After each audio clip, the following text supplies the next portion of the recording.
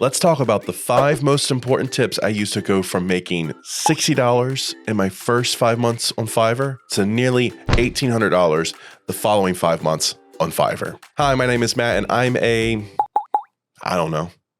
not really a freelancer, more of a creative professional of sorts.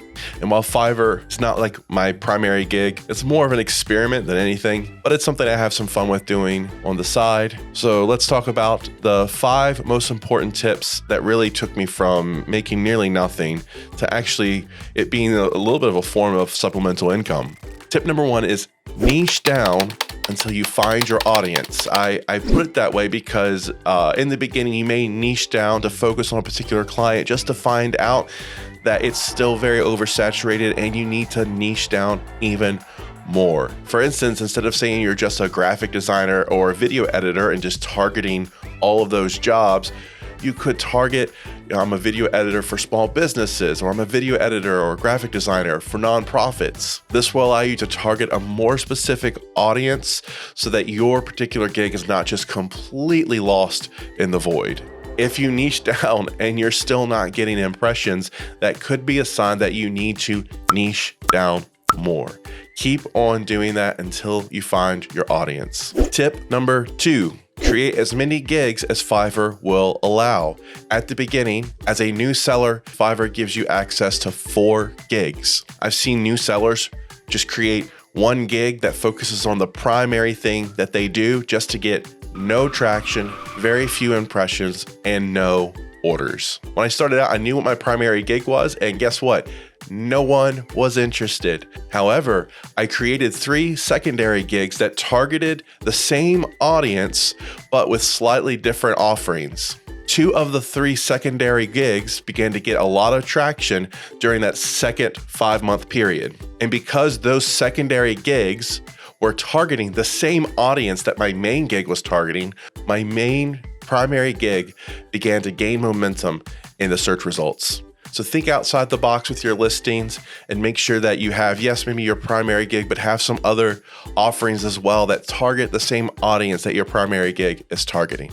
Tip number 3, optimize your gig titles and your descriptions. I can't emphasize this enough. Think of your gig title as your first impression to your client. It's not going to just communicate what you can do. It's going to also communicate who your audience is. So when they see that particular gig title, they know, oh, that's what I need, and that's who I am.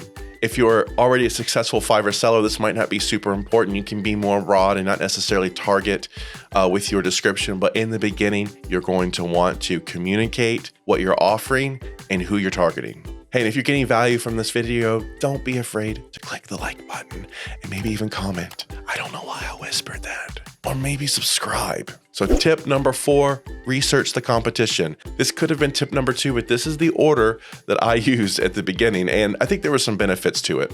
I think creating my initial profile without a lot of influence from other people that were competing in my niche allowed me to make sure I focus on the things that made me unique. But once you have your profile created and your gig is up and running, go and check out some other competitors that are in your same niche, because you may find something that you can make your own that will improve your offerings or your profile. Really, there's a lot of things you can learn by reviewing your competition beyond just the pricing. But make sure if you see something you like and you're going to use it for your own profile or your own gig, that you make it your own. It's not just a copy paste. Here's tip number 5, and this is so important at the beginning.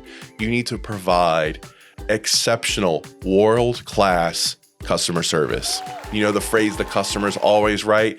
In the beginning of Fiverr, that is certainly true. You need to do whatever you have to do to make sure that your client is happy, because the only thing that is worse than having no feedback on your profile is to have negative feedback on your profile, especially when it's going to stand out like a sore thumb because you don't have a lot of reviews up to this point. That doesn't mean asking clients to leave you good reviews, because those things are against Fiverr's terms of service. But what it does mean is going above and beyond with every gig you have in the beginning. It doesn't matter if you get paid $5, you need to act like your life depends on this gig. That's not true. That's hyperbole, but you guys get it, right? Your life does not depend on this. It's probably unhealthy if you think of it that way.